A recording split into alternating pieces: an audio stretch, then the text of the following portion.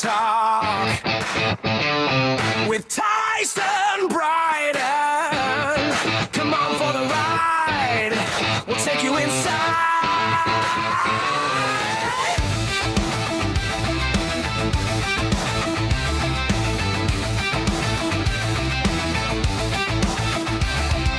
Non-stop rock talk. It's non-stop rock talk with Tyson Bryden. Come on for the ride. We'll take you inside.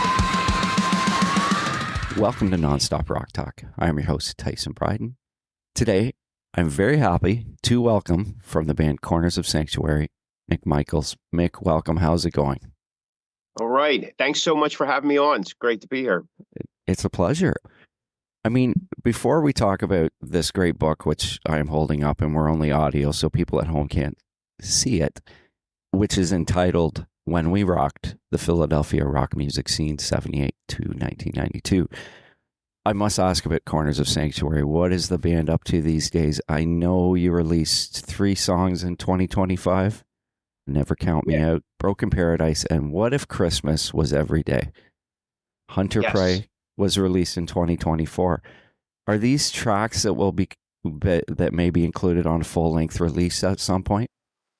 Well, actually, they are, just not digitally. So What we're doing, and we've been doing this the last couple of years, is we're only releasing a few songs digitally, and we're releasing EPs in CD format at the same time. So they're a piece of a larger project, simply to give us more outlets and a reason for people to purchase the CD at the show. You know, I mean, it's no secret that digital streaming has not been very kind to artists, especially the indie artist, right now, with the new, specifications that a song has to have 1,000 streams within that 12-month period to even get any of the revenues that it would have from the streams. So if it only made 800 or 900, you don't get anything. But those streams then are taken and thrown into a pot. And at the end of the year, or end of that 12-month cycle, however they do their accounting, that money that's made from those unclaimed songs are distributed between the top 10% of artists that are actually making somewhat of a living from streaming. So it's just a way for us to kind of, one, maintain control of our own material as long as we can, even being with a label, which is a positive in my opinion. But at the same time, the more content you upload under a label, it helps them in the long run, and not as much as the band, even though they'll tell you differently. But we don't see the same thing as once was. So, and we don't make as much, and I know this is a dirty word to talk about, but we don't make as much revenue from the streaming as we would the CDs. One CD sold is a lot compared to, like, we would need,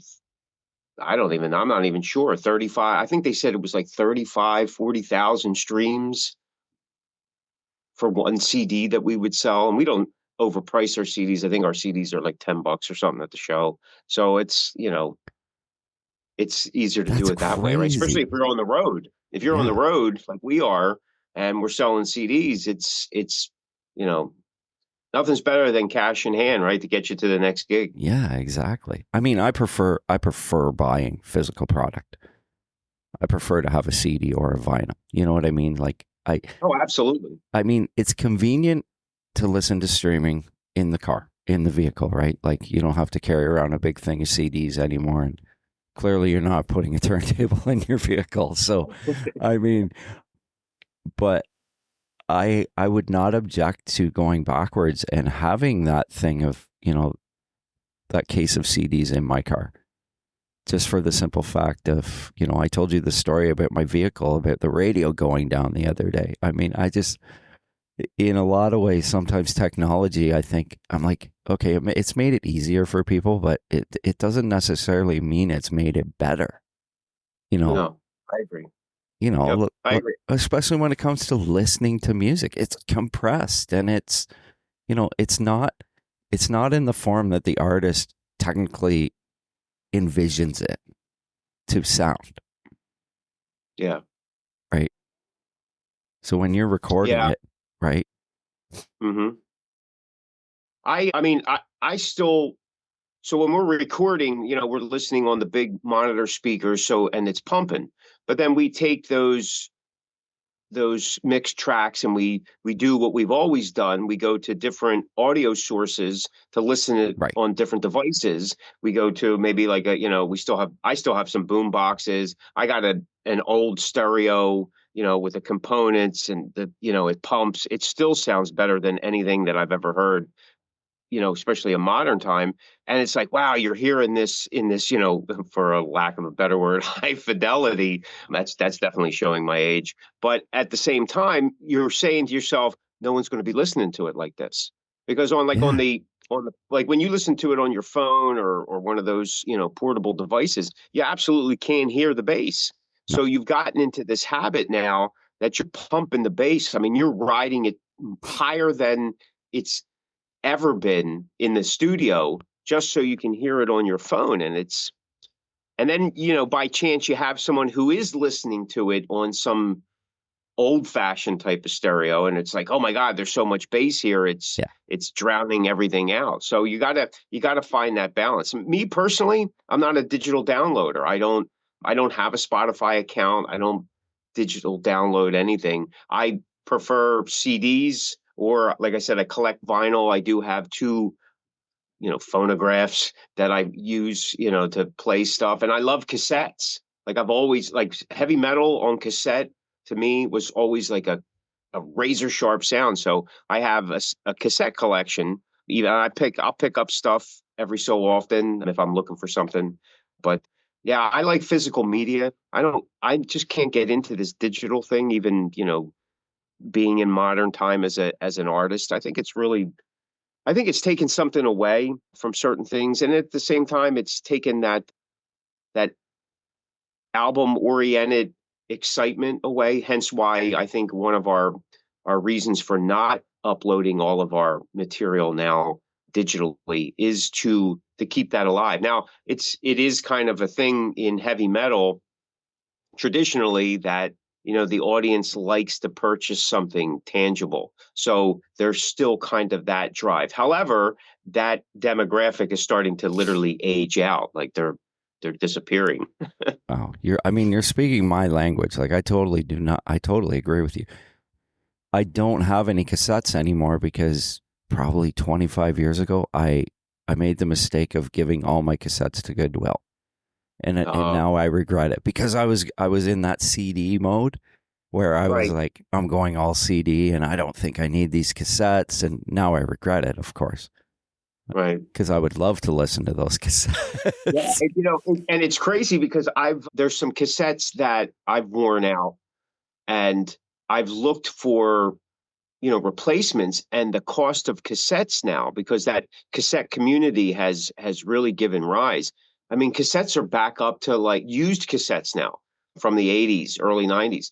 They're back up to 10, 12, $15. I've seen some as high as 25 That's because crazy. they're In a demand. rarity. Yeah. You know what I mean? It's the same thing with, if you remember just about 10, 15 years ago, I mean, you could have picked up vinyl on eBay or some marketplace thing. I mean, they were selling it for, 50 cents, a Yep. dollar, maybe a couple bucks for something. Now, you can't touch something No. of worth anything. I mean, like less than 50 bucks. And it's just crazy because I think people have realized that there was something to it. There was an experience that it just hasn't been able to be replicated. And I know they have a new type of vinyl out or something, which is I think overpriced, but it's not the same thing. I don't No. think it's the same thing. It's funny you mentioned that going back 15, 20 years ago. At the time, I didn't have a turntable, but I started looking on eBay for albums that I didn't even have back in the day on vinyl. And with shipping, I was paying like $10. Yeah. And it was amazing. Like, for instance, that debut Britny Fox album that you have behind you there. Yeah. I think I got that on eBay And I was so excited when I finally got it. And then eventually I did get a turntable, which I play. I pretty much play everything at home on vinyl, sometimes on Right. CD, but most of the time I have a huge vinyl collection, and that album sounds great. But getting back to streaming, when they redid that particular album on streaming, I can't listen to it now because they upped the bass so much on it. Yeah. And I'm Yeah. like, they kind of ruined it. Yeah, I hear you. On a side note, I have another copy. This is a signed copy. This is an original copy that I had back in the day. Yeah. But I have another copy that I picked up at a flea market maybe a couple decades ago. I got it for $2 and it was brand new, still sealed Oh with my- the sticker and everything. Really? That's what I mean. So at one point, vinyl was like people were they couldn't throw it away. You Yeah, I know. It was crazy. I remember in the like late 90s going to flea markets, and they would Yeah. have all this vinyl, and I remember getting like Y&T albums for like $2, and this Whitesnake Ready and Willing, which was hard to find here in Canada, probably in the States too, because I think there was an issue with the pressing. Even when Whitesnake became popular and they reissued everything, that was the only one they didn't. I got that for like $5, and I was like, it's crazy. Yeah, and it's some amazing. I know, and some Vandenberg stuff. Like it was like I was like, this is amazing. Yeah. Now you can't touch it. I mean, the only stuff that's like $1 is stuff. It's so obscure, big band type of. Yeah. Who are these people? Type of things. Like, you know what I mean, or some weird Christmas album or something like that. That's about it.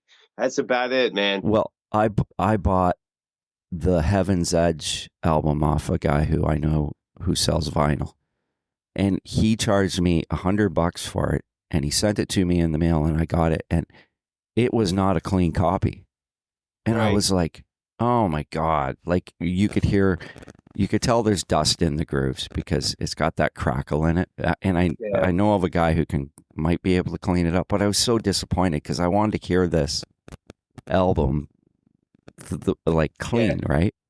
Right.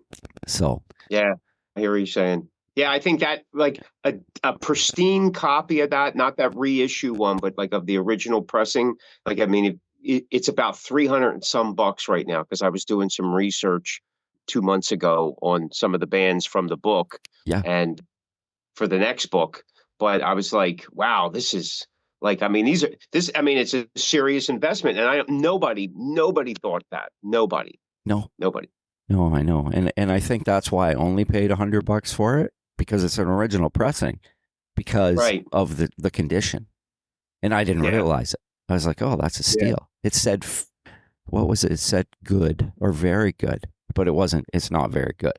It's below that. The Well, grading on that.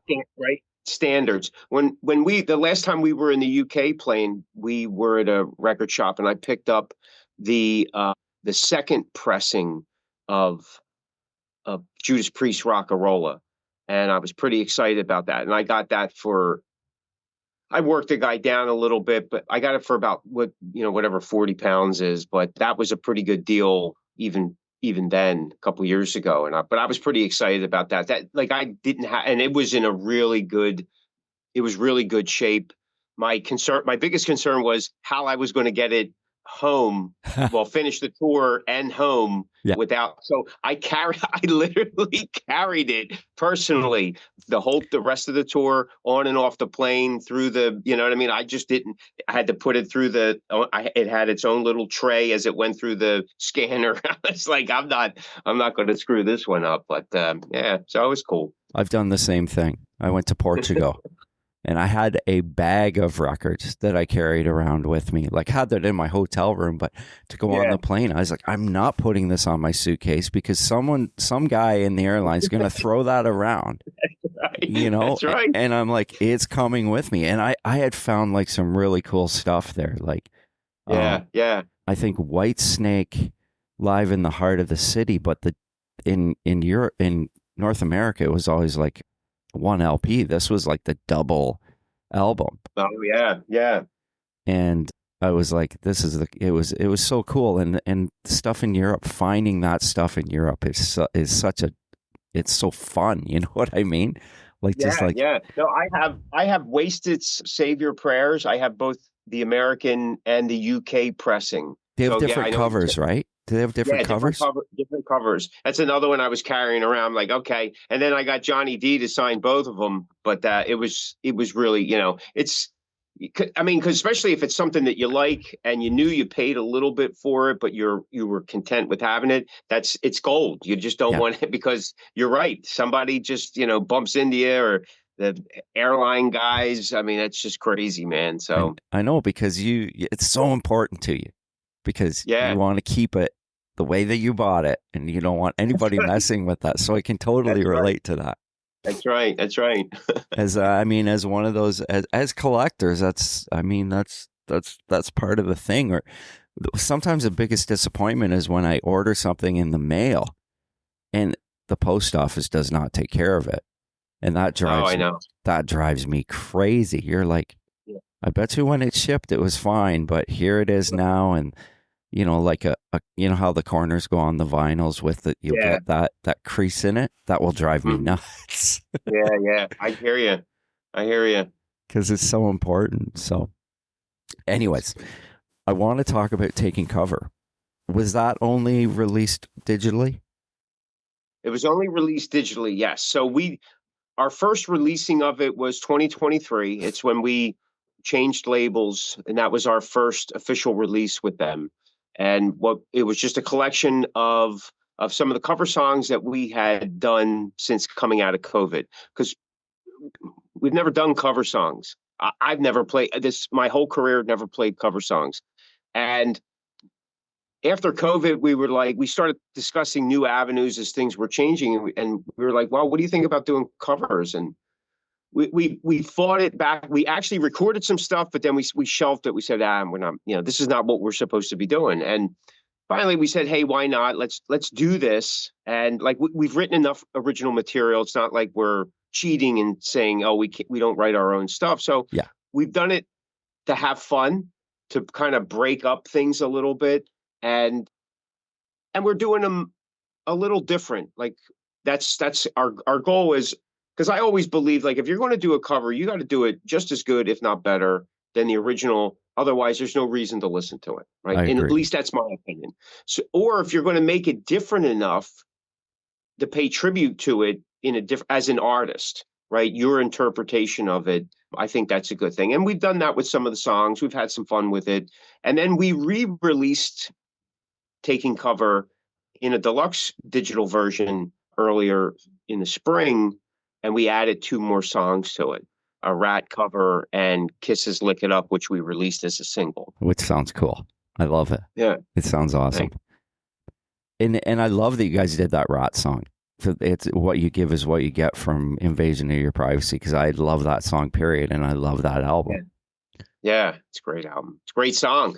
It was, even as a kid listening to it, I go, wow, if I ever do something, that's one of the songs on the list. So, 40 years later, it kind of happened. But anyway, I mean, it's just like I said, it's real fun changing some things up and digging into songs. Like as a music fan, you're listening to the song one way, but then even as a musician, you're like knowing that you're not going to play it, you're still listening to it as you pick up some nuances, but you're like, hey, that's cool, and then you move on. But when you got to go in and dive into how these guys are playing and what they're doing, it takes on a whole new perspective. Like so in December, actually New Year's Eve, I get a message from FNA Records, and they're a I don't know if you've heard of them, but they're Absolutely. down here. Yep.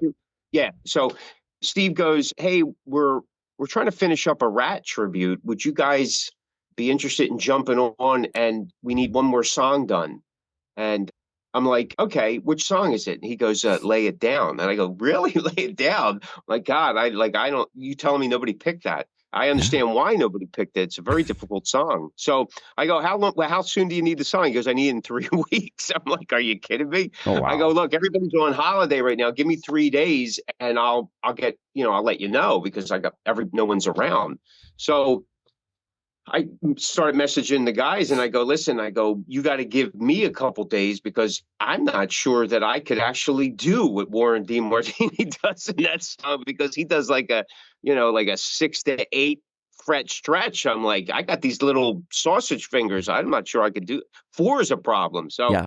I did a deep dive into the song and I'm like, wow, man, but you really take on a different perspective. Like I loved Rat. I love Crosby and DeMartini, how they work together. However, I don't play like they do, right? That wasn't my style. I was more of a Judas Priest, accept kind of guitar player. Right. So it was like a lot of like, wow, this is out of my comfort zone, but there's something exciting about it. So that's what covers have taught me in the last couple years. Well, I mean, you can probably see it behind me. That is the Warren DeMartini snakeskin replica, right? Yeah, I have yeah. 2 DeMartini guitars, so I'm a big fan of Warren.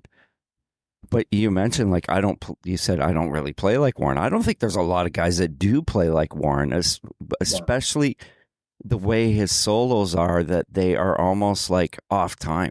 Like Yeah. you know what I mean? Like he just goes for it, and you're like, to try and replicate that, you're like, how the hell, what is he thinking? Oh, it's great. Well, I'll give you, here's an example with the Lay It Down track.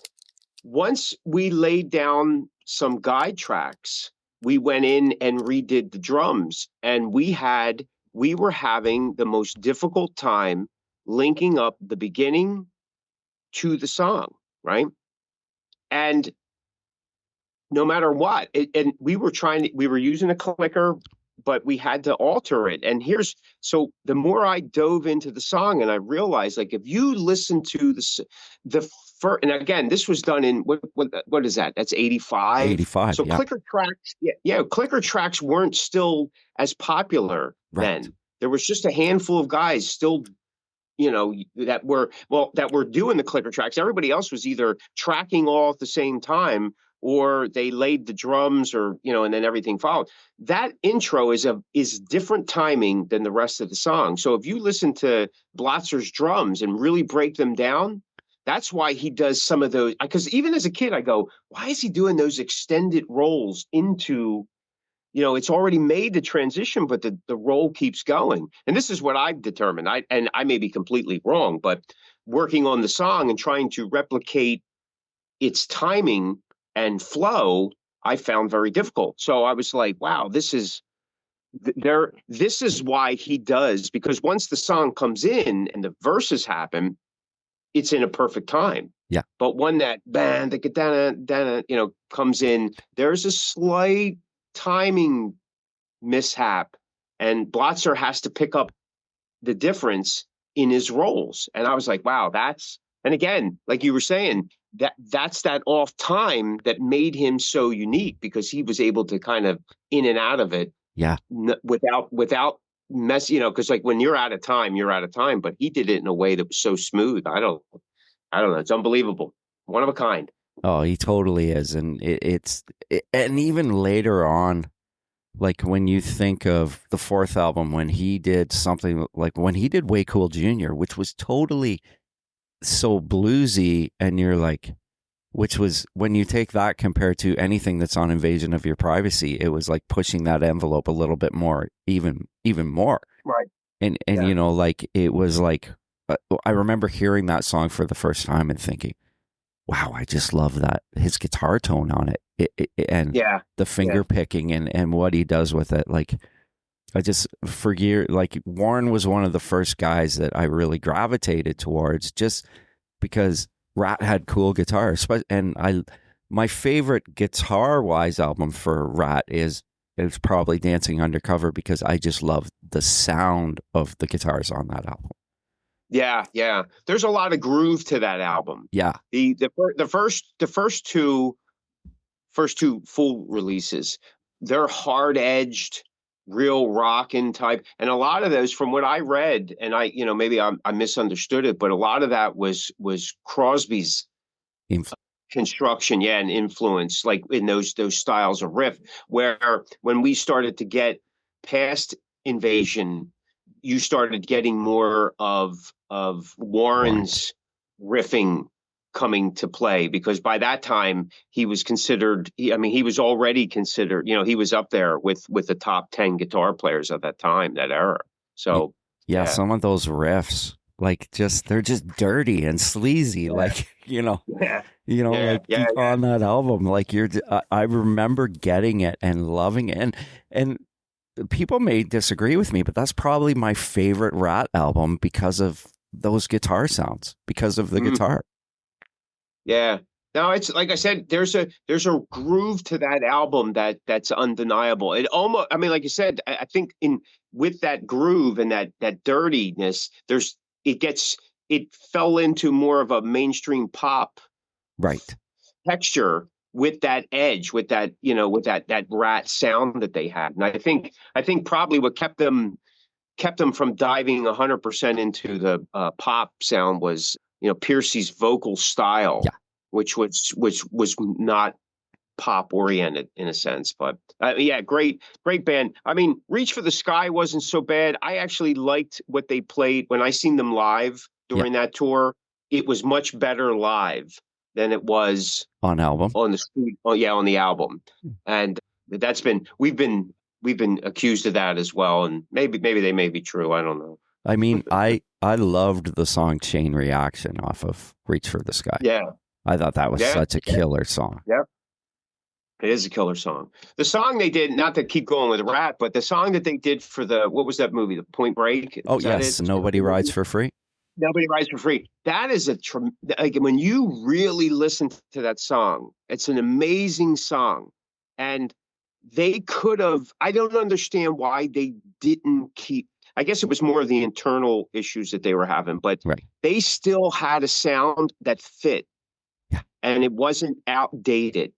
And I think that they could have rode the storm and been one of those bands that transcended to the later 90s, even early 2000s, like Bon Jovi did. Yeah. They could have, because they had that in them, because they already broke over into more of that mainstream, kind of like what Bon Jovi did. You know what I mean? It became that thing. You're talking Rat. They were like, it was like the first two albums, like 15 million albums. I know. That's and that's before the break Right. of that, hair metal scene. They were doing it long before. And it was just, I just don't understand why they disappeared right, after 87. It was so They got weird. lost. Yeah, Yeah. they Yeah. I became just don't they became understand. like this band who's like, when they by the time they put out Detonator, they were struggling to get heard. Which Yeah. Detonator, there's some great stuff on Detonator. And Yeah. maybe the Desmond Child thing, maybe it wasn't, maybe the Rat fans were kind of like, why is Rat working with Desmond Child? Because, they had always done it themselves and with Right. Bo Hill, right? Yeah. But there were some great songs on it. And John Bon Jovi sang on Heads I Win, Tails I Lose, which Right. was a great song, right? And there was some great stuff on that album. Oh, yeah. Absolutely. But I really think when they did that Point Break song, I agree with you. it was kind of like, hey, we're back, we're here. They had something, and then nothing happened.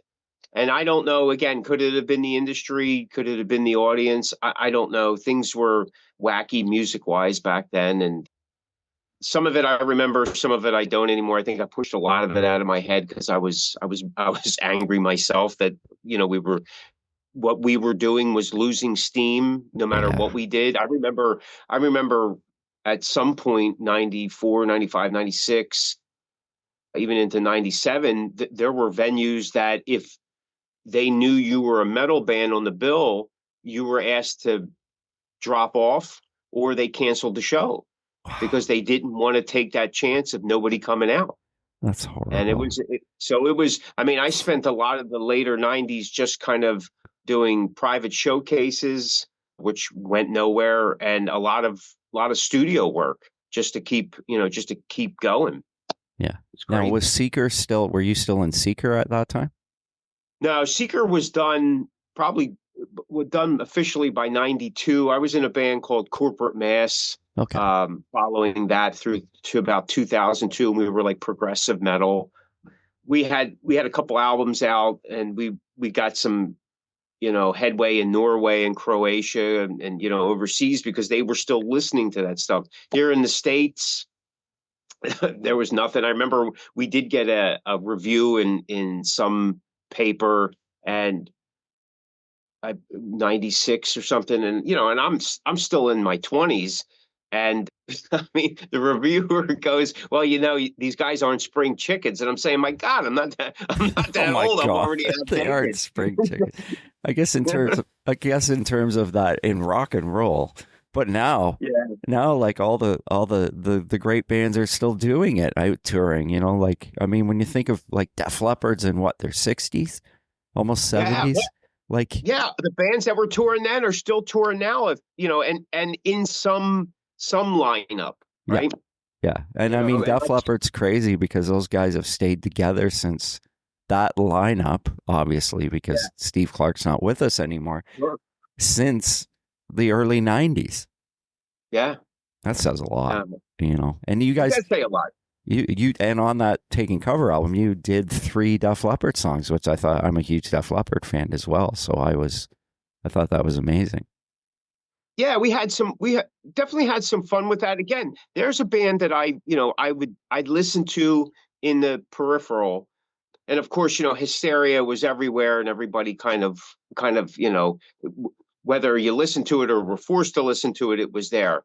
And so but I was never like that kind of fan that's like, oh my God, these guys are, whatever. I just thought they were a great band and I just moved on. Again, like I said, I was a Judas Priest, Accept kind of guy, Sabotage, got into Queensryche, that kind of thing. By the early 90s, I was into Fates Warning and things like that, Dream Theater. So, things were whatever. But we did Mirror Mirror first, and I felt that song was close to our kind of style. So, we did it and we made some changes to it just for our sake and do our thing.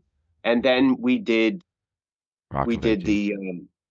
the which one? You did Rock of Ages. Yeah, we did Rock of Ages, which I wasn't really excited about doing. However, however, I said, listen, let's approach it like Judas Priest would do it.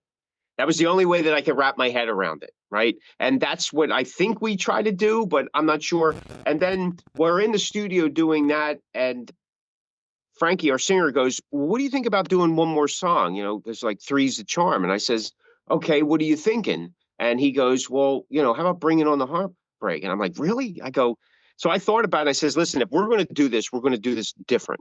I go, I think if we try to do a pure copy of it, what's the point? Because they already did a second version of it, which is even better. So what are we going to do? So I decided that we would do a piano type version of it and take it someplace else, just approach it differently. And that's what we did. And like I said, that was a tough song to wrap my head around, that whole Def Leppard thing, because I wasn't familiar with their playing style at all. Very, I can't even, not to say it's loosey goosey style, but there's a lot of this like type of movement in the playing, which again, I wasn't, I'm, down picking, chugging, Metal heavy can be music. there can be stuff that's very syncopated and very Yeah, like in like heavier bands. It's very like regimented and it's, like an attack almost where yeah, Def Leppard didn't attack guitar that way, right? right. So it was, but again, it was an eye opener for me and kind of, and I'm not afraid to say that there was some intimidation approaching some of these songs in the, with the covers. Like we did a version of Warren's Inside Out, and I was never a huge Warren fan. I think I appreciate them more now. There's a lot of bands from that era at that time that I just didn't like. I was like, no way. And but Yeah. now I have a better appreciation for them. It's like I'm not going to run out and buy their entire collection, but there's an appreciation for them, and I Yeah. understand where they were coming from. And I was like, man, I don't know if we could do, but it was like that with a lot of these songs, because not being a cover guitar player or someone who spent time doing that, like I always wanted to write songs, right? That trumped even playing guitar, because I started out at playing drums. Oh I wow. played drums for about 5 years, and I'm trying to write songs on drums. And I called my mom down in the basement. I go, hey, I wrote this song. Listen to this. and it's all this percussive type stuff. And she goes, and I remember her go, she goes, I don't get it. I go, okay, this isn't working for me. So, Yeah. I made that switch to guitar, and just in a few short months, picking up some chords, I was like, okay, I can, some of the stuff in my head, it's starting to happen. So I started to write songs, and I just wouldn't practice the guitar the way that I should, the technical side of it. I hated it, couldn't stand it. I just Yeah. wanted to be in a band, hit some chords, write some songs. Yeah. And I did that the first 6 months. I mean, I knew about, 4 or 5 chords, and I just figured, whatever. And I realized over the time that I hated the the practicing by myself, and I wanted to play with the band. So I said, well, if I bring stuff to the table, that'll keep me around longer. I don't have to be the best at playing if I can just do my parts, but I'm writing songs for the band and there's something to them. That's what I did. That's what I did. And there was after Seeker, I took about almost a year off, maybe 9 months to a year off, trying to figure out what I was going to do. And I wasn't playing much. And then I got back into playing because I was going to get into this other band. And I realized that I wasn't that good of a guitar player. Oh my. Like I was specific to the songs that I did, Right. right? And the band that I played in. Like I knew my parts, I played real well. I was a great rhythm guitar player. I spent most of my career as a rhythm guitar player, and I'm happy with it. I love playing rhythm. I hate playing leads. I can't stand it. I'm not that kind of guitar player. Yeah. Like Malcolm Young and Paul Stanley are kind of like my heroes in that regard. I think a good rhythm, that's what you remember.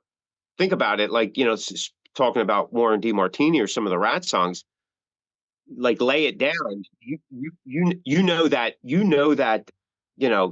riff. I'm not saying that there isn't memorable leads, because there are. Absolutely. I'm not taking that away from anybody, but it's those riffs that really hook you. So anyway, then I started changing some of my playing and stuff, and I'm still nowhere that probably I should be for the amount of years I've been playing, but I accepted that years ago. I figured, you know what? I'm a songwriter. I want to get good at writing songs, and the rest of it will fall into place. And you play to your strengths, not to your weaknesses, because that's diminishing returns anyway. Even if I work to my weaknesses, whatever they are, and there's a lot of them, you're only going to make small gains, especially at this age. So play to your strengths, and you look like a hero every time. Like it's funny you mentioned the riffing thing, because people remember riffs, and as soon as you play a riff, they will know it.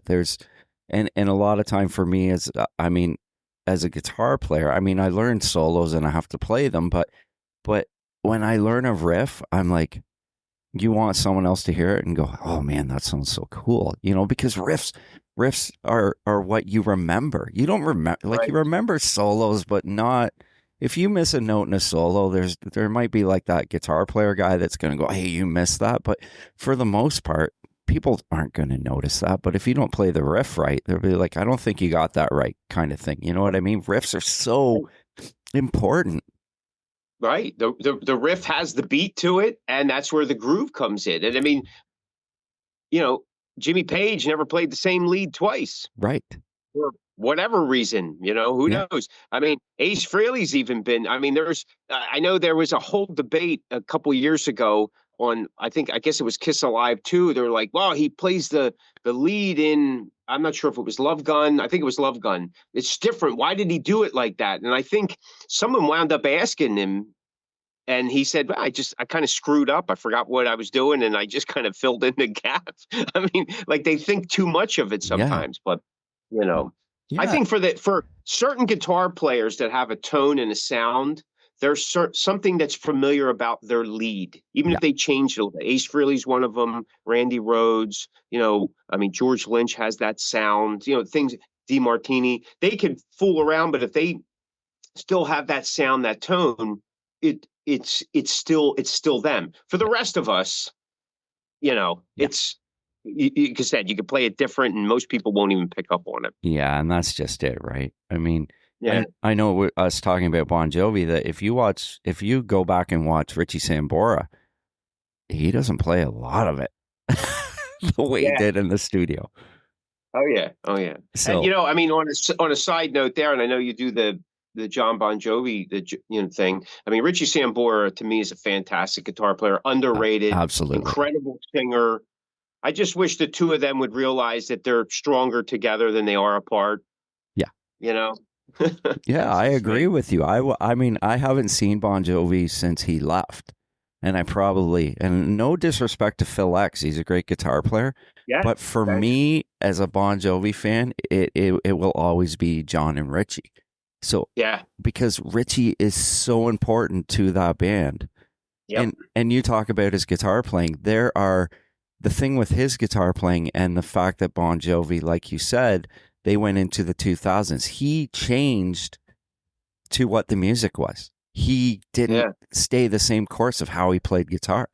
And for me doing that Bon Jovi thing, it's awesome because you actually it makes you a better player because you have to play these different, Right. points in his career, Yeah. Yeah. Yeah. right? Yeah. Always. Yeah. I always thought he was an amazing player. And I mean, I remember during the Slippery and Wet tour, that was the first time that I heard him solo sing. And I was like, oh my God, he is so much better than John. But I understand why John's voice Yeah, makes the mainstream. But like you said, it's the combination of the two. It's that guitar playing, it's that backing vocal, that harmony that he does, and then his twists and turns that he puts into the music. There's something that when the two of them work together, it's unstoppable. And I mean, and that was proven. yeah. And the fact that they were able to keep making hits, even if there was only one hit per album, up until the point that he was there, says a lot. It Especially totally in does. like you were saying, the changing times of music. My God, it's been nuts the last 25 years. Oh, it totally has. But I mean, going back on his playing, looking at what he did on the evolution of, okay, Bon Jovi's a guitar, a hair band type of thing up until New Jersey. So they're doing that. And then all of a sudden, Keep the Faith comes out. And now he's playing, it's more a bluesy, earthy type of vibe, right? And Yeah, then going into yeah. these days, his guitar playing on that. And it's like, wow, it was it was a progression slowly, but if you listen to the first album to these days, you're like, that's a totally different band. Oh yeah, absolutely. I mean the drums change everything. It's like right, all Oh, that. that Like Tico just, feel. Yeah. I, I'm sure he could have always done it, but the structure of the songs completely changed. Where again in the '80s it was Right. it was straight, and which I mean again it made sense. This is what they were doing, but I don't know. Yeah, he was underrated. I think underrated simply because he was in Bon Jovi and what a lot of the harder edged people felt or the audience felt about Bon Jovi. But, I mean, I like the heavy stuff in the '80s, but I was a huge Bon Jovi fan as well. And I know some people don't like to bring that up, but man, being from the East Coast here in the US, I mean, Bon Jovi was a huge influence in the Philadelphia market. So Yeah. you couldn't overlook it. Yeah. Now I wanted to, you mentioned you saw Rat on the Reach for the Sky tour. Was that the tour that Britny Fox opened for that month? Yep, it was Britny Fox, Kix, Oh and man. Rat. Yeah, Wow. dude, I all three bands I loved at that time. I thought it was an amazing show. I was like, here we are, we're seeing Hometown Heroes, Yeah. and always been a fan of Kix at that point, even before their big, Blow My Fuse. I mean, I had Cool Kids on album, and it was such a cool rock, quirky type of song of album. It was like, wow, this is just cool. This is what I want to do. You know what I mean? That kind of thing. Yeah. I love Kicks. I mean, I'm a Yeah. huge the only time I got to see them was at the M3 back before COVID. And Okay. they blew me away. I was like, wow. They were just so Yeah. incredible. Yeah. Unbelievable amounts of energy. I mean, you talk about honing their craft in the scene. They were the band. They were that band, man. Yeah. They should have been way bigger than they were. They should have been way bigger. I agree. It's one of those. Even them, they don't understand it. I don't understand it because I Yeah. agree with you 100%. I think Did they play, because of them being from Baltimore, did they come up the coast and play in Philly a lot? I don't know if they tried. They came up. They were at the Empire. Yeah, but I mean, they were that band. They were like that big, they were that big regional band. Like, Twisted Sister had the Tri-State up at the top, and Kicks had that, so a lot of bands got to open for them, and they definitely had a name for themselves, but it didn't translate like past, like Ohio and stuff like that. So, but when Yeah. Blow My Fuse came out, I mean, that they really got the national exposure, but afterwards, follow the next album, it just kind of it literally went like, went like this, stayed at that little peak, for, I don't know what it was, 8, 9 months, and then boom, It was, drops down. that album was so weird. Like Hotwire is a fantastic album, and Yeah. it just kind of nothing. Yeah. Yeah. Steve had said something in an interview that the label just didn't, like, they just had something to, like, I guess they jumped on ship when Blow My Fuse came out, because at the time that was the time, right? Like, Yeah. if it was going to hit, it hit at that time. And then by the time the next album came out, things were already shifting. They were already shifting. Yeah.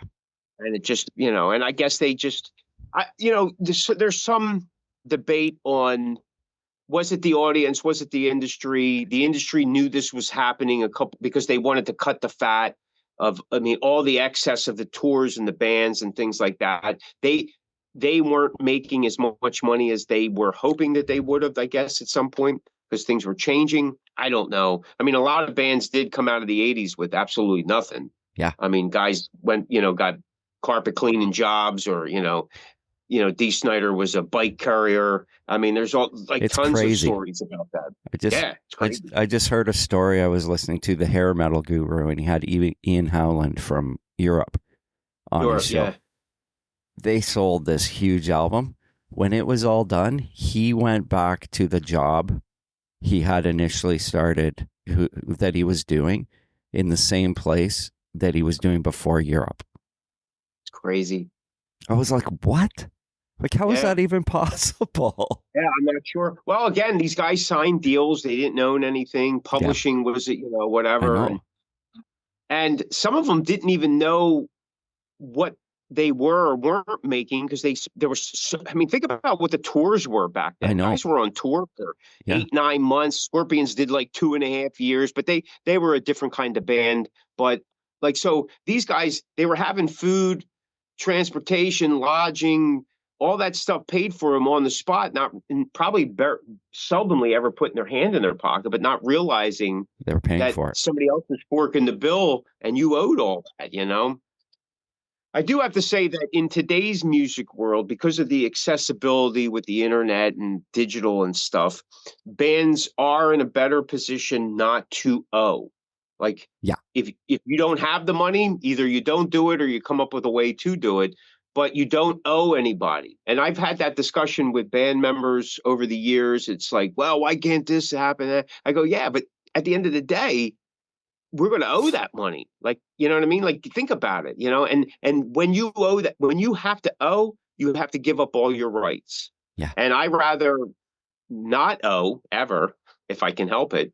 And I've done a pretty good job of that. And I retain all of my rights. Sure, I'm not making Metallica or Taylor Swift money, but at the same time, at this point, what are you going to, at this point, if you're doing it for 40 years, I don't think you're doing it anymore for the money, because you learn to live without it. Good point, right? Yeah, that's a good point. And yeah, I mean, that whole demographic going back to the 80s of the money being spent and the money that was going on somebody's bill was like, you hear so many stories about that, right? Oh, yeah. But guys not knowing. And then, and then at the end, we got a bill for and we're like, what? Yeah, I mean, how many guys had to file for bankruptcy, or were taken to court, sued, wages garnished in the future? I mean, it's crazy. Listen, man, I've said this on my own podcast, like, this business isn't for the faint of heart. none of us get into it for the business because we don't know the business. How do we know the business? We just listen. When I was in Seeker, we 100%, 200, 300% believed that we were just going to play and somebody was going to go, hey guys, come on board. You know what I mean? Yeah. And that was it. I mean, we believed it. We just thought that all we had to do was plug in our guitars, play, and the rest would just happen. It doesn't happen like that, does it? Like No. when you start stumbling, you start hitting roadblocks, you start learning the business over time, you start getting screwed. And then you're like, man, I didn't sign up for this. And I think that's why a couple times in my career, I took some time off because I was like, man, you give your blood, sweat, and tears, and then there's nothing coming back. And, it's a lot of your energy spent. And you're like, man, I need to recoup here, maybe figure some things out. But you never get into this for the business. The guys that get into it for the business, because they figure, oh, I'm going to do this, I'll do this, I'll do that. It's short-lived unless you have a juggernaut of a financing behind you, or, you have a name level of recognition that you could at least, brand out. I mean, back then we didn't talk about brands. Brand was a cereal. Right. It's so true, right? We just and we always came up with through the ranks of just keep playing.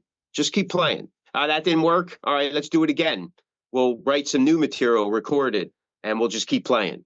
Just keep playing. It'll work things out. And sometimes, and then look what happened in COVID, right? For us, we were a band that played out a lot. That was our mainstay. And then we couldn't even do that. So we had to find different avenues just to stay above water. And I mean, fortunately, we survived COVID. A lot of bands did, but a lot of bands didn't. People even walked away from, playing altogether. And it was like, nah, man, you know what? I like staying home, and I get it. I like staying home these days myself, but we try to keep as active as we can. And it's a harder market for the indie and the trench bands these days, especially original metal like us. It's not an easy gig. And I don't doubt that. I mean, I think everything isn't an easy gig unless you have the like a lot of, like, you think of what is backed by big labels now, and it for the most part is nothing that I really listen to. And you know what I mean? Like it's like, where is this even coming from? Like, I'm not a country guy. I don't listen to country. Not that I don't respect it. Some of it is, and it's getting past the fact now of, is this even real? Well, yeah, I mean, there's a lot of fake country, but I on a positive note, like Canadian country, I think is really cool. Right. I think there's something about it that's even better than, the new country that's happening here in the States. Country's huge in Germany. Is it really? I mean, I didn't realize that. You don't have to be from the southern United States to be able to do country. Yeah. You know what I mean? I had no idea. Think that's where the modern music industry with, say, the internet and the digital has changed things. I mean, because, you didn't have country in the New England states. You did, but you didn't. You're right. You know what I mean? It wasn't a thing. Now you do, because people are like, well, you can only understand country if you're from these particular states or you grew up in this type of environment. That's not the case now, is it? No, not at all. Not at all. Yeah. I mean, I do. It's funny that you mention our Canadian country, because a lot of our artists are pretty real. Like it's good. It's, It's real good. And again, I don't think it's demographic or geography or, whatever location. I don't even think it's upbringing. It's just like same with, heavy metal. I think it's something that resonates with you, enhances who you are and what you want to be. There's an empowerment to it, and it's a passion. It's just, because I've written some, not the whatever, but I've written some country songs myself, because there's some country I like and some country I don't. I'm the same. Yeah. And I think I have a bigger appreciation for it. The funny thing is, and I was just talking to my singer about this a couple of weeks ago, like growing up in the 70s and early 80s here in Philadelphia, we were exposed to more country than we realized. There was a lot of it happening on variety TV. Right. They you only had 3 stations and stuff like that. But I mean, we all of I don't care who you were back then, you watched Hee Haw for whatever reason, Absolutely. whether I it was was for just the going to girls mention or that. for Yeah. the comedy, whatever. But Yeah. you grew up watching Hee Haw, so you were. I mean, Dukes of Hazzard. All of a sudden, by Yeah. the late 70s, country became something that was mainstream. I mean, as a little kid, I'm saying "dang nam it." My parents are like, "Where are you getting this at?" Like, we're from Philly, we don't say "dang nam it." You know what I mean? That kind of thing. So it's just, I mean, you just see the influence that was happening. Some of the popular TV shows, like Dallas and Matt Houston and things like that. They had that southern Matt feel Houston. to it. So I think now it's just a matter of what. I think the truth is whatever you gravitate towards that enhances who you are is where you should be. It's kind of being truthful to yourself. Like, sure, you could do other things, but is it sustainable? I mean, somebody said to me, "Well, you play metal. You can't do country." And I said, "Well, I don't know if that's 100% true. Could I do a country career?" I said, "I don't think so." But I says, "I think I could write my version of whatever country is. It may not fit your mold of Waylon Jennings or, something whoever new is today." I go, "But at the same time, it could be something that resonates for what my interpretation, just like the cover songs that we do, Yeah. of what I feel may be country," right? Oh, that's a good point. I mean, I grew up that same way. My dad was a big country fan, like old country. So, and also going along with that, do you remember all the trucker movies and Yeah, like that absolutely. all went into it too? Yeah, Like, absolutely. That's what I mean. Smokey, like, you're bringing that out, like Smokey and the Bandit and all that stuff. By the late 70s, we were inundated with that and not realizing. I mean, yeah, Jerry Reed and he was he was everywhere. yeah, Right? He was everywhere. You talk about a guy who was an amazing guitar player. Oh my God. yeah. Him and Glenn Campbell. I mean, like, Roy I mean, you Clark. look back. Yeah. I mean, that his picking, get out of here. I mean, I look at some stuff now and I go, oh my God. I know, it's Like, crazy. like, why do I even bother playing? Why do I even bother playing? These guys they're making funny faces and joking around and they're not missing a beat. I'm at an age now, like if I move too much, I can't even miss a chord. It's so true. I know, right? Now, we've talked about all that. We haven't even touched on this book yet, on When We Rocked. This thing is so cool. And Thank the you. first thing I want to ask you about, now you wrote this with, and hopefully I say his name right. So it's yourself and Antonio Aloia. Is that how you pronounce that? Aloia. Yeah. Aloia, yeah. Aloia. And this thing, when I found the hair metal guru was the one that I found out because he had interviewed Johnny D, and they were talking about it before it had come out, that this thing was coming out. So then I found out it was already out, so I ordered it right away.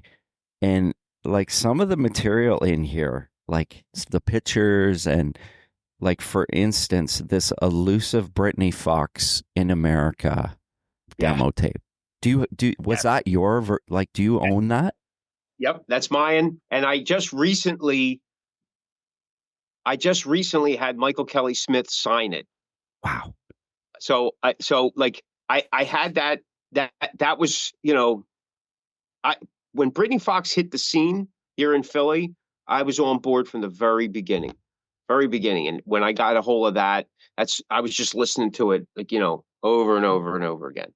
And I saw a lot of those albums or cassettes that are the pictures in the book are from my collection from when I was a kid. Wow. And, a fan. But over the course of time, I've had many of those signed. Like I have, it's not right here, but I think it's down at that end a little bit. I have the Heaven's Edge cassette signed.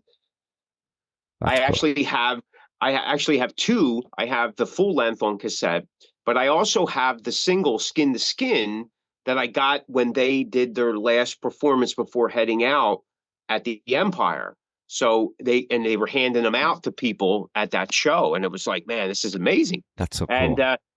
and I kept everything, like maybe I'm a little, OCD with some of that stuff, but like those kind of things I always kind of kept intact. Like I always I didn't have much growing up, so anything that I did get, especially if I had to work hard for it, I tried to maintain it, keep it, because that's how I was brought up. Like, like my my grandparents were from the Depression era, and that carried over to my parents. And then, I mean, by the early '80s, even mid '80s, people were still living like it was the Depression era, like following post-Depression era. So, you had this mentality that you hold on to what you have, and Yeah. if there was broke, you fix it, type Yeah. of thing. So, yeah, I that's love that. that's so I dug deep into a lot of the stuff that I kept out to include in the book.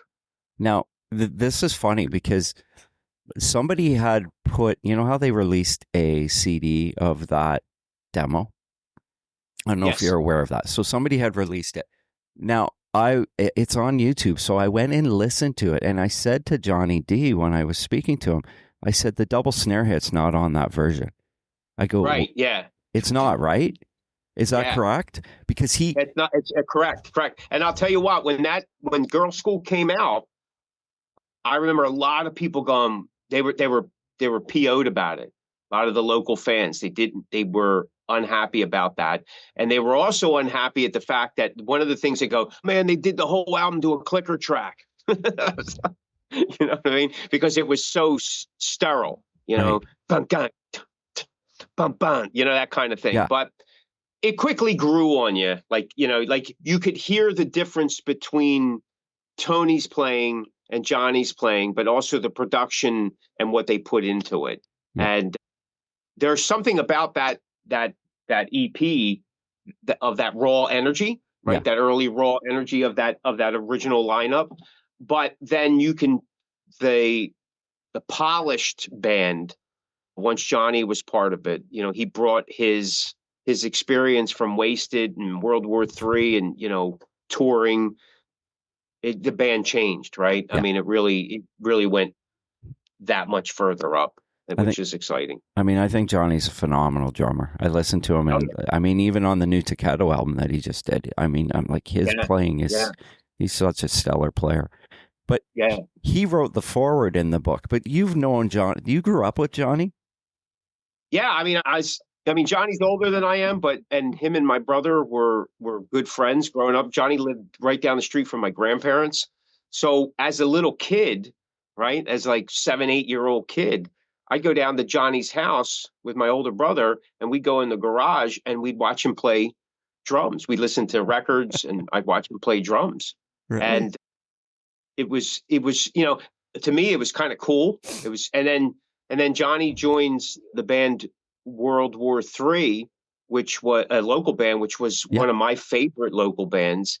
And I was just super excited, right? You know what I mean? I remember going down to see them at the Empire, and I had the vinyl, and it was just an amazing thing. And I mean, yeah, he's had one heck of a career, hasn't he? I mean, it's He just sure amazing what has, he's. man. Like 30 years with Doro. But the World War III. So were they? They were like what, like 82, 83, and around there. World War III. Well, they lasted till close to the end of the '80s. That album came out '85, maybe. Okay. It was shortly after that album came out. He went off to Wasted, but Dean, singer to Britny Right. Fox, was their original drummer.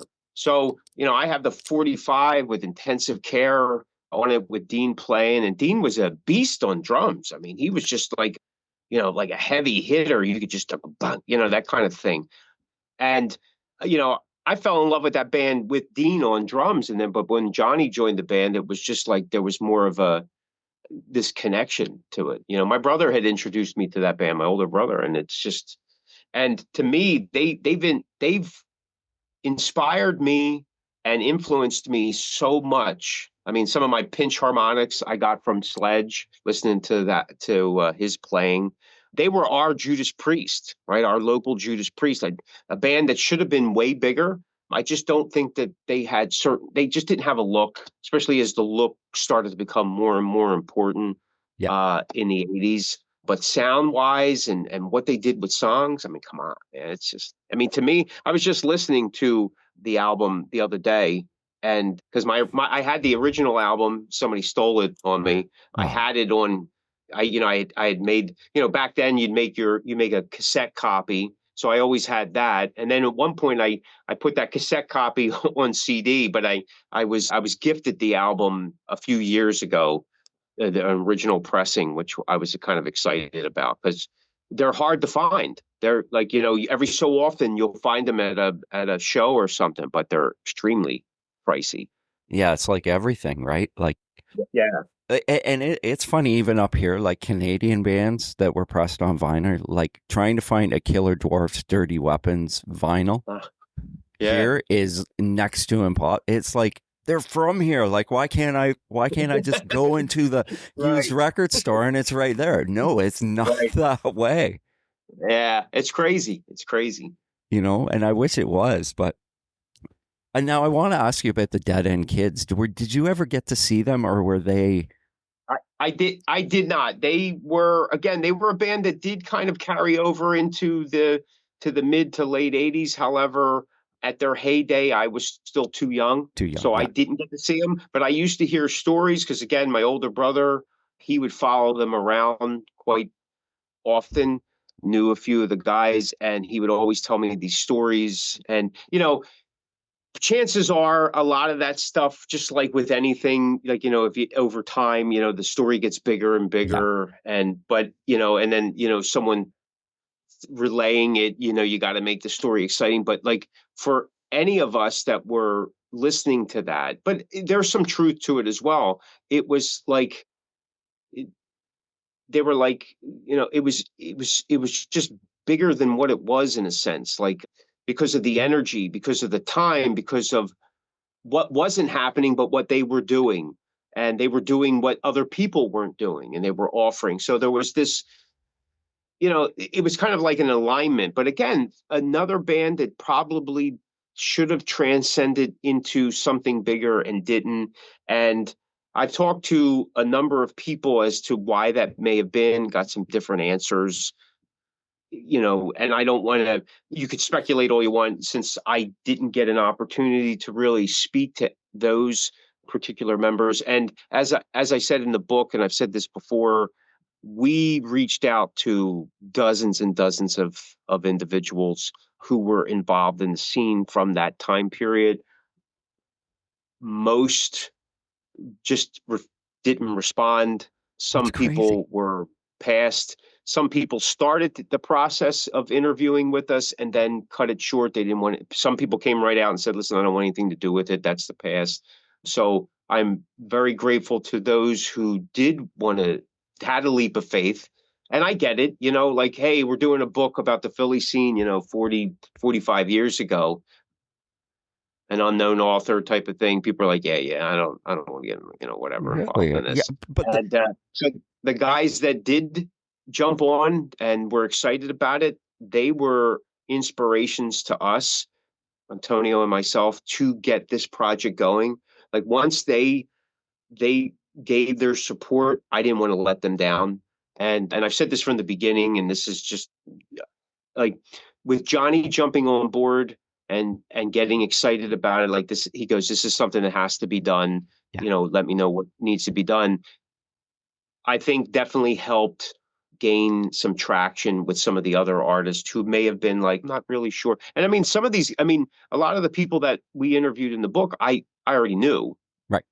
But again, it's some people were hesitant because they didn't want to be put on the spot and have to answer difficult questions, which I totally get. Some people do want to let the past go. They're not playing anymore. They're doing something else. So these guys that were involved in the book were definitely instrumental in getting me to get it done, because originally I've had this idea for years, and you keep putting it off, putting it off, putting it off. And one of my goals with, I do a blog called The Cosmic View where I interview artists from all levels, Yeah. because part of it's it's a fanboy thing, but it's also a way that I could get to learn more about myself and how can I learn through other people type of thing. I So really true. enjoy doing that. And I always thought it's like, well, I could collect all these interviews and I could put something together and stuff like that. But I always felt that the Philly scene was overlooked. To me, as a kid, that was the big time. There was no thinking of, when I was in Seeker, there was no thinking of us going to LA. Like, hey, we could do it here in Philly. Cinderella made it. Britny Fox made it. Teeze made it. Tangier, Heaven's Edge. The Hooters were from here. Yeah. Hall Notes is from Doylestown, not too far away. Yeah. That kind of thing. So it's like we could do this. You know what I mean? That whole idea about like running out to LA, I think for a lot of these guys, we've talked about it, and we have a documentary actually in the process of working on, where we re-interviewed everybody and then some. None of them thought about going to LA. A couple of them had gone out to LA prior to in the early '80s, but they came back here and they made it here. So it's something that I always wanted to do, but I kept pushing off. And at one point, I had gathered some information and I gave it to another author. And I said, listen, I go, how about you write the book? And I'll just kind of act as a funnel and I'll get all these guys scheduled and we'll put this together. And they're like, yeah, okay. I think we did one interview and he's like, nah, this is too, I'm out. I'm like, okay. And I was like, well, man, what am I going to do here? I already kind of, so I said, you know what? I don't know. I don't know what I'm doing, but I'm going to get this done. Whatever it takes, I'm going to figure this out. And that's what I did. And bringing Antonio on board, he was real excited about it. He's an historian. So he helped we went through several versions of how the book was going to be laid out. We started one way and then we did it this way. And we were going to have it in sections, just talking about that individual artist. And we even thought about creating a fictional story that intertwined with the real events and these artists. But then it was Antonio who was instrumental in making this round table type of approach to the writing, to when all the artists are talking, it sounds like that they're all talking in the same room. They're taking turns discussing a particular topic. And That's cool. And it worked out the best for the flow of the book. And originally I didn't want to have a War and Peace, like a thick book. I didn't want to have it heavy history because I didn't want to bore people, because most metalheads or hard rock fans, they don't want to read that kind of stuff. They want to get right to that's why those picture books are very popular, right? Yeah. Oh, look at that. I think I'm the difference in that one, because I'm like it wouldn't have mattered how thick that book was. I was gonna read every word. Well, I wanted it to be an easy read, a fun read, a nostalgic read, right? Like, and even in some level, an inspirational read. Like, wow, like, I was part of that. I was there. I witnessed some of that, whatever. And so from that point, we knew that here's the scope that we wanted to cover. But then we realized that, hey, you know what? We have to include some of the history, because if we don't, it's not going to make sense how we got here. Yeah. So that's what we did. And we a lot of the highlights, and maybe it's been streamed a little bit, but again, because it's primarily from the artist's point of view that we're in that time zone, but how that affected them, what happened before and then what happened after. We kind of bring it up to the late 90s, early 2000s or something like that. But that we kind of skim through that. But I think there's, again, the artist, it's about the artist's voice. Yeah. And what they did. I mean, we heard some backlash about how radio wasn't presented as such an intricate piece to the puzzle.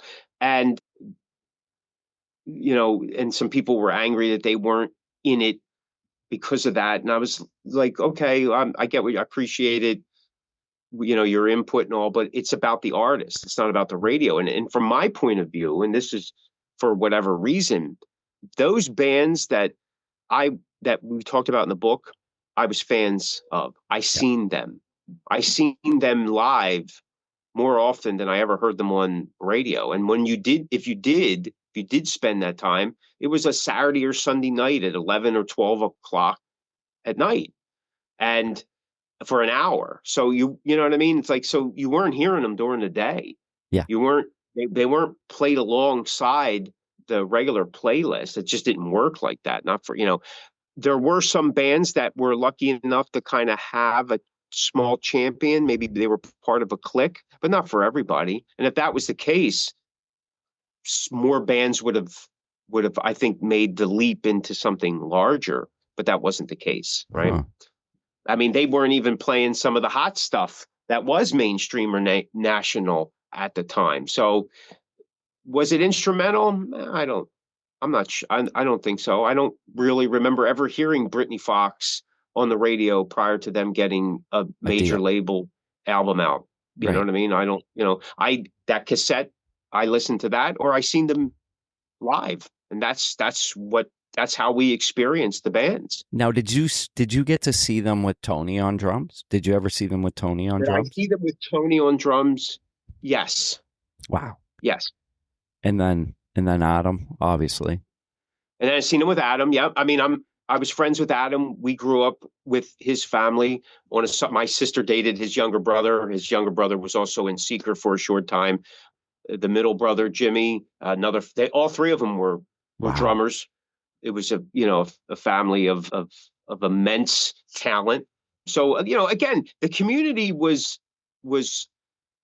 for a lack of a better word, it was small. Everybody kind of knew each other somewhere. I mean, I remember I'm 16 and we're rehearsing at our rehearsal studio, and in walks Billy Childs to watch us rehearse. Really? And Oh, wow. yeah, and we're like, oh my God, like this Wow. is crazy.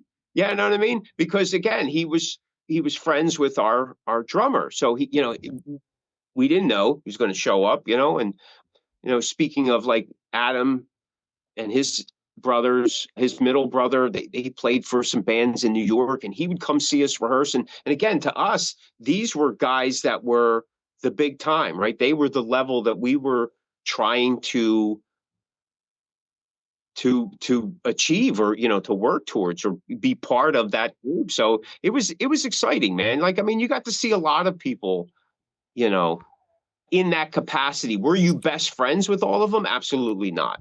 No. You know what I mean? Right. But there was some like, that 6 degrees of separation type of thing really does exist when you're involved in your community. Now, so I came to I've only been to Philly once, and it was 3.5 years ago, roughly. I went to an Eagles game with a buddy of mine, and and Mike Lecomte was playing in the tailgate, and I had no idea it was him until after, and I watched the video before I talked to Mike a couple weeks ago. But had I know, I was like, because I love Tangier.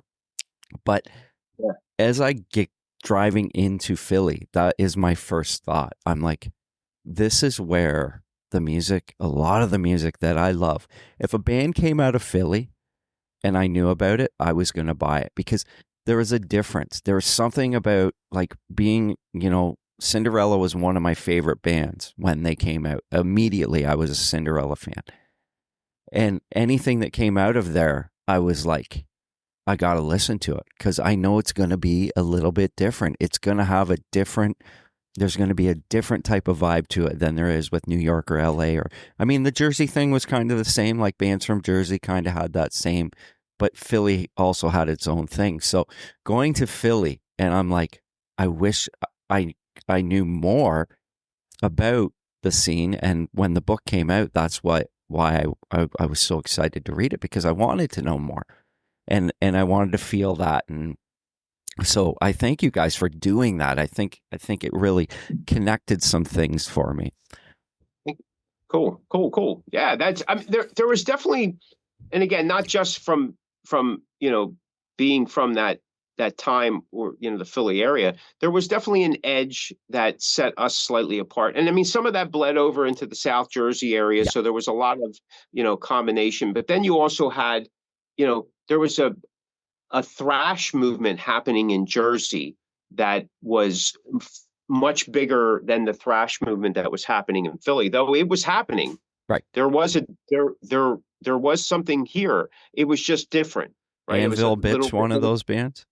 Yep, Anvil Bitch. They were one of the bands that kind of broke early on. And when talking with Gary, he goes, it just happened so fast Yeah. because there was such a desire for for all that music at that time. People were literally like, it was just something new and fresh and energetic, and it was, I mean, in 80s, it was over the top. It was that kind of thing. It was every show was an event. Like, so going to the Empire or even some of the smaller venues like Bonnie's Rocks or some of the ones that were outside of the Philly area, it was an event. I mean, you got dressed up, you looked the part, whether you were playing or just listening. Yeah. It was just this thing. It was like going to the Spectrum or, Madison Square Garden or whatever your big venue is in the city.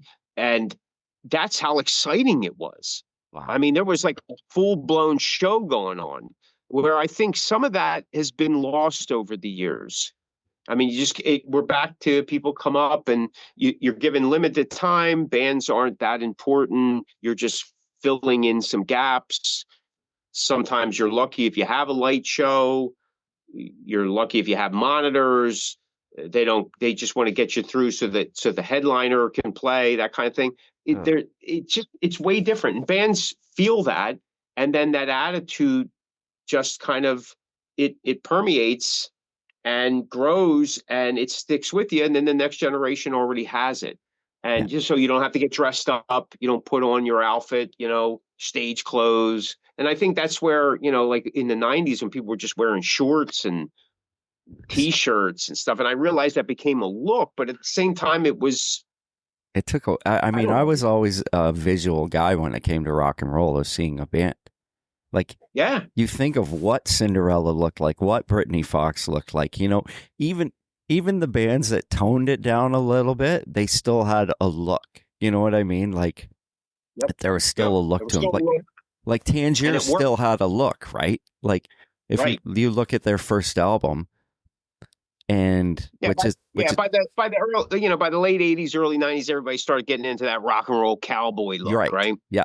Which again, guess what? There's our country Southern influence from those guys from the late 70s and early 80s that was happening in our American, here in the culture. So it everybody wanted to be a cowboy. Exactly. My first show in Toronto was Tangier, White Lion, and Cinderella. Wow. Yeah. And Tangier had just, I mean, the only thing I'd heard by them was On the Line. It had just come to radio. And I hadn't heard the album. And then finally, a few months later, a buddy of mine got the Four Winds album. And it was funny. You remembered every song that they played. That's how good they were. They were they were phenomenal. It was so awesome. And that is awesome. And I want to go back to Cinderella a little bit. Did you ever see them with the Michael Kelly Smith, Tony Dester lineup? That I did not. Unfortunately. Okay. Do you remember the Pat's hot dog commercial on TV? Yep. I love that. And it was so inspirational to me, even now in Corners of Sanctuary, because I took that model, and over the years, I've done promos for record shops, coffee manufacturers, pizza places, and I've taken that whole Pat's dogs concept and I've applied it to some of the promo that we've done. I was like, hey, if Cinderella can do it, we can do it. Yeah. Did you know that was Cinderella, the band, doing that? Like, did you know that was the band when you first saw it? Back then? Yeah. Absolutely. Okay. Yeah. Oh, that's so cool. Do you, so I mean, you had not ever seen them, but do you know much about like Tom and Eric and Michael playing in like, what was it, the Priscilla Harriet band and the other? Yeah, I know a little bit. I just recently interviewed Michael Kelly Smith for the documentary, and we talked a lot about that as they were, Michael tells it that he got to a point where he was like, saying to Tom, we should just write our own stuff at this point. There's nothing, there's no future in doing this cover type stuff. Yeah. And he felt that even there wasn't enough money circulating to make a living. He goes, maybe, you're doing so many gigs a week along with a full-time job, you could probably do something, but he wanted to just do the music. That's awesome. And by that time, there was some changes starting to happen. More and more artists, it's like, hey, we got to do this. And I know in certain interviews, Tom Kiefer says the same thing, that he realized that there wasn't, and maybe this could be with him and Michael having these type of discussions back then, but then it's just viewed a different way so many years later. But that, there was no future in covers. Yeah. And I think for the big money, even back then, for the publishing, for what you owned, for your own individual persona as an artist, yeah, there probably isn't. Yeah. And, we've come full circle here in the scene that, covers and tributes, they're popular once again, and those bands are doing far greater than some of the original acts, for sure, which makes it harder. But a lot of it comes down to, what brings in the money, because what brings in the audience, because the audience wants something familiar. They don't want to invest in something different and original, where I think that at that time that it was hitting, the audience was 100% on board for something new, something original, something different, and they supported it. And that's why it was so big, not just here in Philly, but across the nation. Right. I mean, it was, it like all hit at the same time. And I'm pretty sure all these little pockets of scenes weren't interconnected, saying, hey, what are you doing there? What are you doing here? What are you doing here? Even today, they're not. They're not at all. I mean, I just recently spoke to someone who was in the Vegas area, and he's a promoter, and he says, listen, he goes, are you having this problem here in Philly, and so on and so forth? I says, yeah, absolutely. I go, it's this, it's that. He goes, wow. He goes, I thought it was just us, but it seems to be everywhere. And I said, yeah, it's, but anyway, with the, people don't want to invest the time now, the listener, they don't want it. So the venue isn't going to do that, because at the bottom line is the money, right? So, Yeah. but back then they seen what was happening, and everybody jumped on board. However, there is a story that the Empire originally didn't want to do any of this. They wanted to be a sports bar. Primarily a sports bar. They didn't want to deal with bands and stuff, but it was happening so fast That they had to jump on it. People were clamoring for it. They basically didn't have a choice. Right? Wow. That's cool. Now, do you have a copy of the original version of Shake Me and Nobody's Fool? I do not. But I've seen the video of the videos are the cool. Shake Me and stuff like that. But no, I don't have any of that. I do have some flyers that will be in the documentary of Cinderella that have Michael and Tony in it. When they were playing the scene, I think there was one or two that we were able to get a hold of. We have some original flyers from Britny Fox with Adam in it. We have some Heaven's Edge stuff, when they were still kind of working the scene and stuff like that. So that's kind of exciting to have those pieces. So some of that stuff that wasn't in the book will show up in the documentary. Cool. Now, do you have the first Tangier album? I do have the first. Yes, I do. The Independent. I think I've heard a couple things off of it. It's different though, right? It's different than what the Four Winds album is. Yes, it is. The essence of the band is still there, but I think that's, again, if you hear, that's the early stuff of Cinderella and then their first album, the production is way different, which changes. And then you're also talking that, there's an investment that's happening here. Not that there wasn't an investment over here, but of course there is. But I'm talking about of proportions where you're going to, you're kind of crafted. And I've always had this argument with myself and some other people, maybe a debate more so, is like, how much of the albums of those major albums are the band and not the producer? Right. right? Because after they change producers or start doing, the band starts to change or they do other things. I mean, Def Leppard's a prime example. Once they weren't working with Mutt anymore, things changed Yeah, for them. I mean, and absolutely. Cinderella changed their sound by the second album Yeah. and by the third album, and they were going someplace else to, where they were 100% more blues than, rock blues or whatever they were calling it back then. Well, it's funny because on Still Climbing, I didn't realize this until I watched a recent show of Cinderella at the Empire. I believe it was the Empire. And two of the songs on that album are in that set from like 85. And Five, yeah. they were Talk is Cheap and Hot and Bothered, which was on the Wayne's World soundtrack. So Right. So it's almost like they kind of went back in the catalog and said, like, what do we have that maybe this heavier sound will, Right. people Right. accept that a little bit more. Yeah. I mean, and it's tough for a band because, not everybody has that laser focus like AC/DC to do the same album per se. Right. And it worked for them, but I don't know if it works for other people. And some artists, they're different and they want to keep expanding and growing, and their music tastes change and how they play and things like that. So but the audience doesn't sometimes gravitate towards those changes because to them it's that last album. They don't see or experience what happens to the artist in between albums or over the course of several albums because, they start hitting the road and your sound starts changing. You start playing it a different way. You see what works, what doesn't. I know that happened with us with the first couple albums.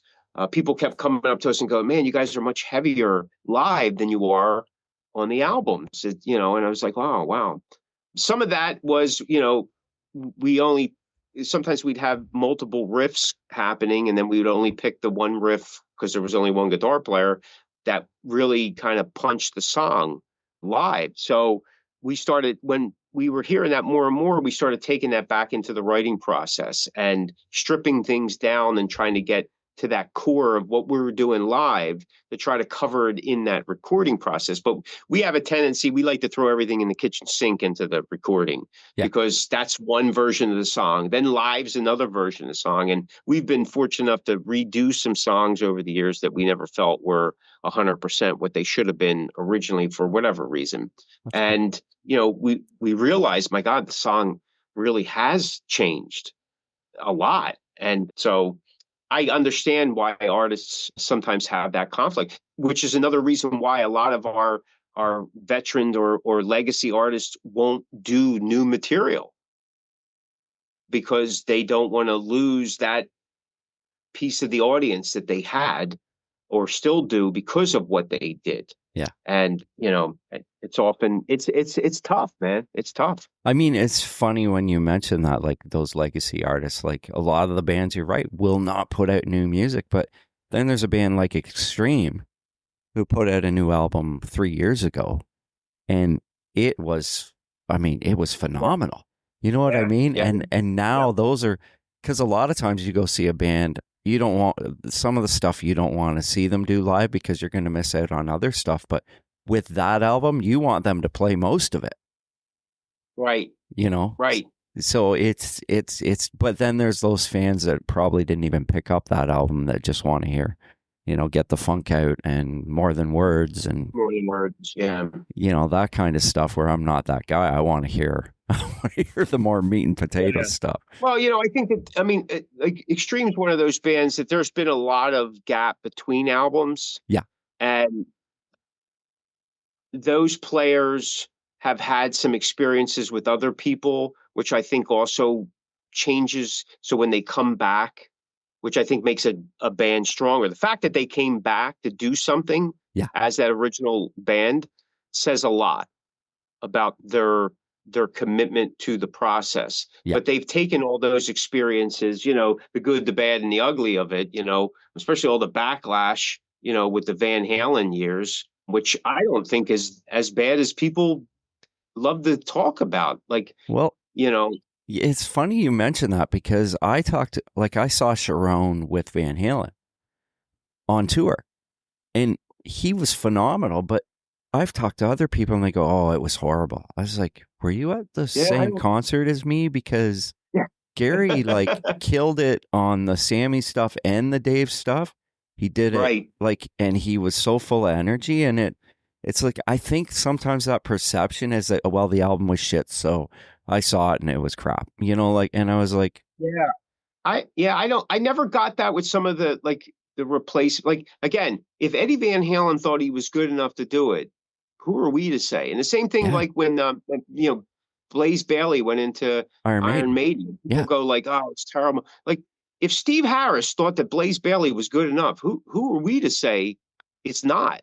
Yeah. You know what I mean? Just because I mean, this was already, you got guys that are still on Paul Di'Anno Yeah. and he even took a rap for years, compared to, his replacement. I'm like, well, that's not, you're talking about a guy that replacement wouldn't have made a difference if what was done before That's right. didn't count. And so, I It's mean, so listen, weird. yeah, it's so weird. I just don't 100% get why things are like that. But music listeners are finicky when it comes to that. They want what they want because whatever they experienced struck something internal with them, and they don't want that ever to change. Yeah. You know what I mean? Music is like a drug. It really is. I mean, this is why we all gravitate towards, when we're in, good times, bad times, confused times, we gravitate towards the music that We makes love. us feel good. Yeah. And I get it. I understand it. As a listener, as an artist, it's sometimes difficult when you're trying to spread your wings a little bit and people are like, Well, the thing I is, don't like, know.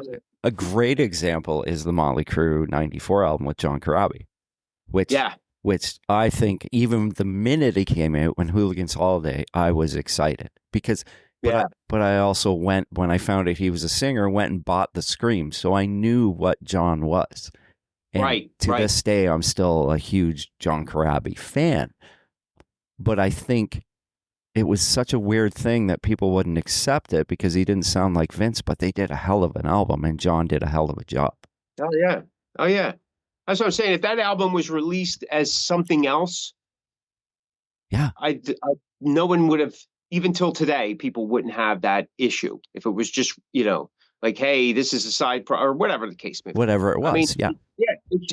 it's no different than any of the other projects that Nikki Sixx did. You know what I Right. mean? And it probably overshadows them. The problem is it wasn't accepted. And that in itself has just deterred people from even, or it's created a persona that going into it, all right, this is horrible. But the thing is that, like, we're sitting here 30 years later and there are so many Motley fans that say that was their best album. You know, like, Yep. and it's become this thing. And, Right. And, Exactly. I and, agree. and the funny thing I find about it is they've more or less wiped out everything to do with it. You could not Yeah. go on the Motley Crue website and find a T-shirt attributed to that album, or there has never been a reissue on Yeah. vinyl, which I know. you would love to see, right? And I think that would be good for John because it gives him this credit for this amazing album that he did. Exactly. It always bothers me when bands kind of do that at the same time. I mean, like, listen, your music is your music. You may not like it, but I guess I get it. I get why it's done. I mean, if there's something bad about it, like production or this or that, I get it. But Not that was that such a album. solid. I mean, and it's not like it was just some, like demo tape.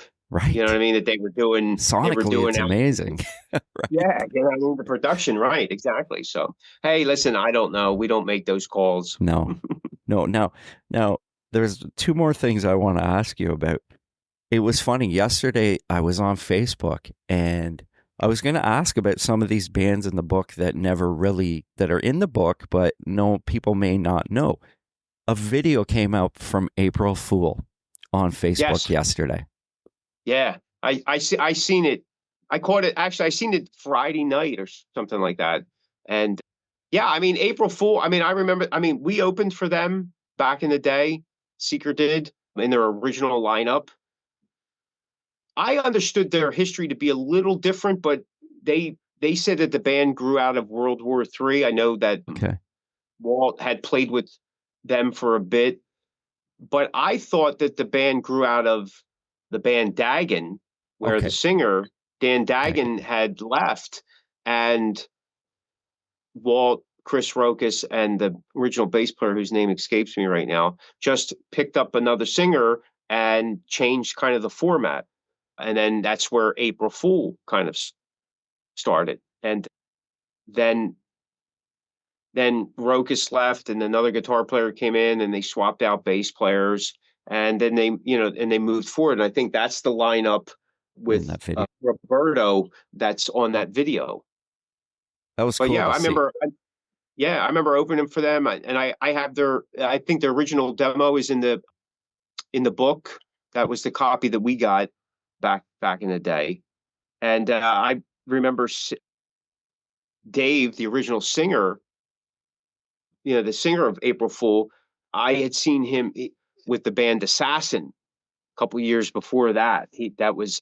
They were kind of like a little harder edged rocking band, and we talked to Ken Shockley. He was talked to in the book for his, and I seen them. I used to go down to the roller rink to watch them. Where that's where like underage kids could go watch bands on Friday night. You At could the go to roller rink. Yeah, I love that. the roller rink. Yeah, they used to bring in bands, and I think it was like $3 to get in, and you seen three bands.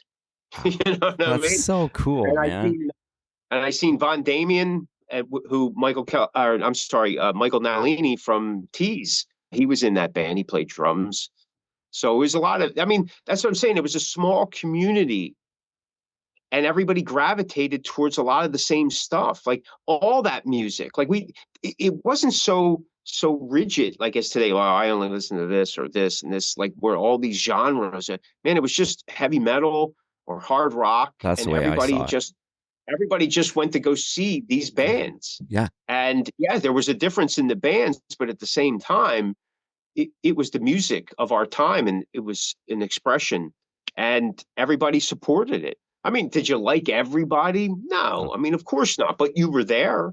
Yeah. You watched these bands. You got to know people. It's not like that today. No, not at all. And Yeah. another one that F&A released, the White Fox. I guess that would be the collection of demos that they have, which I listened to the other day, and I thought that was pretty cool too.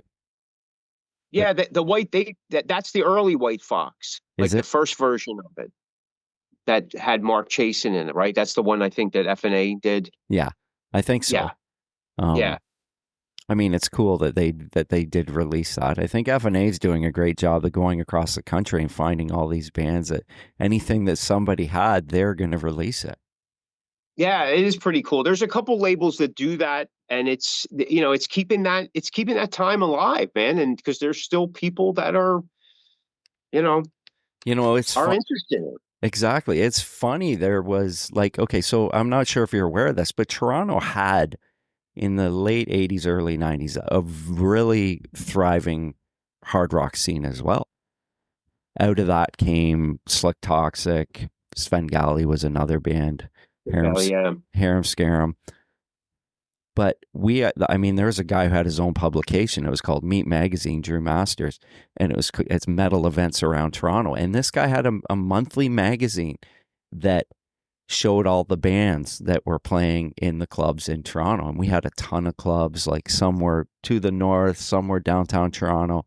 So we had this whole Toronto scene going, and probably the biggest Slick Toxic came out of it, and they went gold in Canada, won a bunch of awards, had a bunch of videos. They went stateside, opened for Yngwie on a tour, and they're a really cool band. I'm not sure if you're familiar with them. I am a little bit, yes. Yeah. So they did fairly well here, and then our scene it just died. Yeah. And I had the same idea. I was thinking of putting together a book of the Toronto scene because there's way more bands.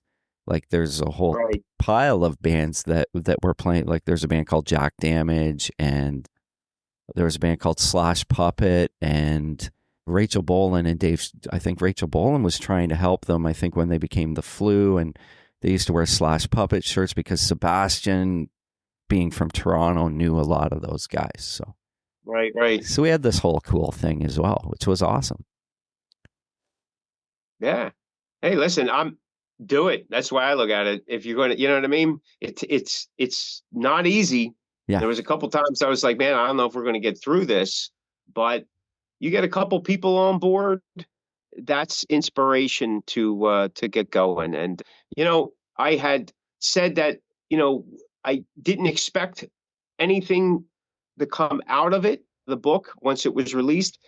I just was super excited that we accomplished it and we got the information out there. I never said that it was a complete piece. Yeah, I think I even wrote it in the book that this is only a cross section of what was happening, because there was so much happening. Yeah. But it gives a good example.